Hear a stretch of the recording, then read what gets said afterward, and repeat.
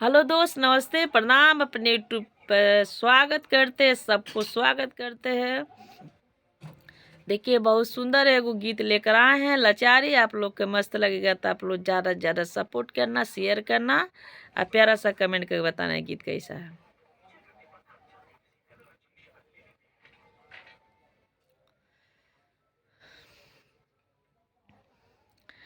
कहवा शोभ पाँव पाए जमिया, कहाँ शोभ कर धनिया हो। कहवा शोभ कर धनिया हो।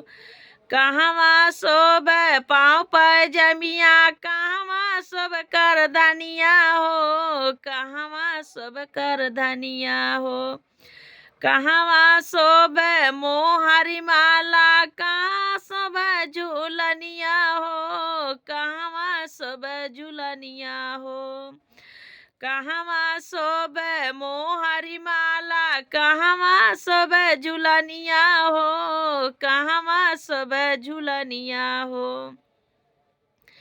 गोड़े शोभ पाँव पाए जमिया, कमर में शोभ कर धनिया हो। कमर में शोभ कर धनिया हो। गोड़े में शोभ पाँव पाए जमिया, कमर में शोभ कर धनिया हो। कमर में शोभ कर धनिया हो। गले में शोभ मोहरी माला, नाक में शोभ झूलनिया हो। नाक में शोभ झूलनिया हो। गले में शोभ मोहरी माला, नाक में शोभ झूलनिया हो। नाक में शोभ झूलनिया हो।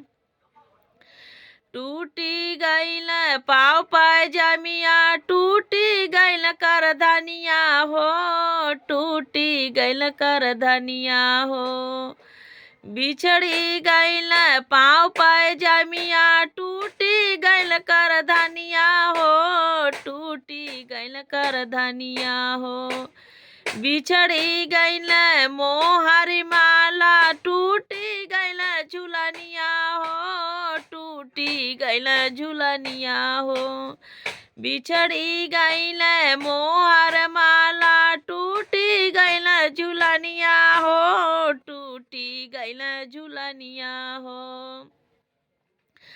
कैसे झरे पाँव पाए जमिया, कैसे टूट कर धनिया हो। कैसे टूट कर धनिया हो।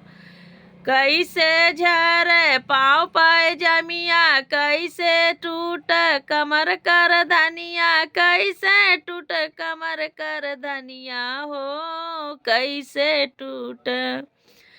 कैसे बिछड़े मोहरी माला, कैसे टूटे नथुनिया हो। कैसे टूटे झूलनिया हो।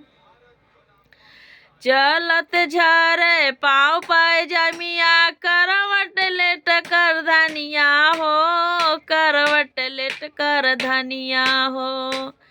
चलत झरे पाँव पाए जमिया, करवट लेट कर धनिया हो। करवट लेट कर धनिया हो।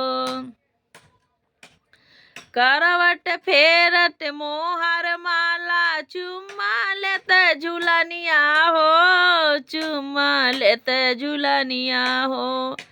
करवट फेरत मोहरी माला, चुम्मा लेत झूलनिया हो। चुम्मा लेत झूलनिया हो।